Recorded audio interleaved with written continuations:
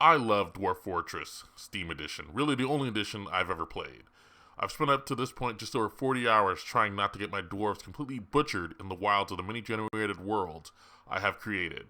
Only now, after a near standard week of work's time into the game, do I feel confident enough to keep my dwarves alive and even overcome some minor obstacles, like breaching light aquifers and defending against the risen dead with minimal loss.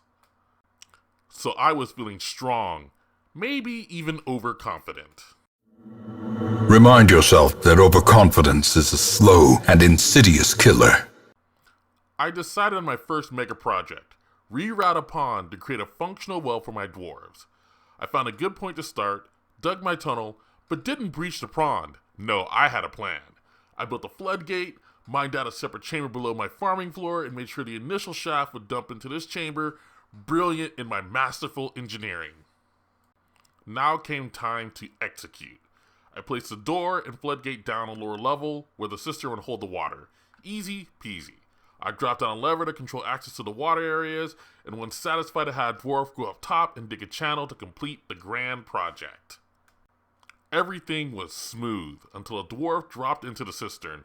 I think to do a mining job that was not needed and nearly drowned.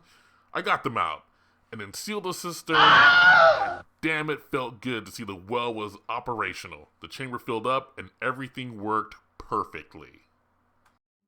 Remind yourself that overconfidence is a slow and insidious killer.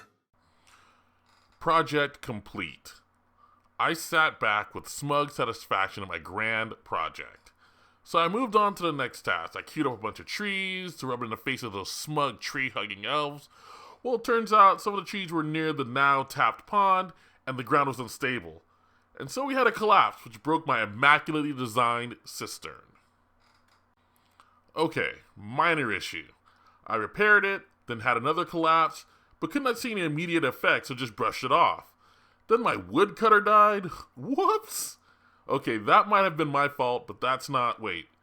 Is the fortress flooding? Yes, the fortress is flooding. Yeah, overconfidence is a slow, insidious killer, alright. The fortress was saved after digging an emergency channel, but yeah. That's the story of how I almost built a working well in Dwarf Fortress. My poor dwarves are doomed.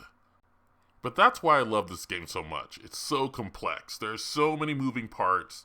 There are so many different ways to get the job done.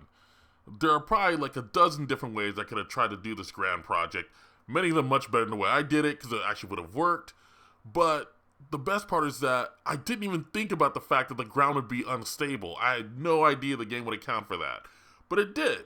And when I went to go and cut down the trees, when they fell, it collapsed the dirt, killed my mine, not my miner, but my woodcutter. It destroyed the cistern.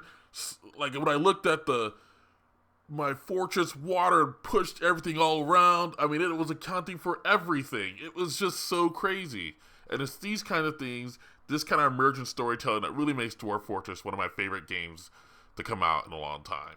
It's games like this, Crusader Kings 3, Wormworld, games where there's just a lot of emergent storytelling going on as you're playing the game, unexpected twists and turns that really keep me coming back for more.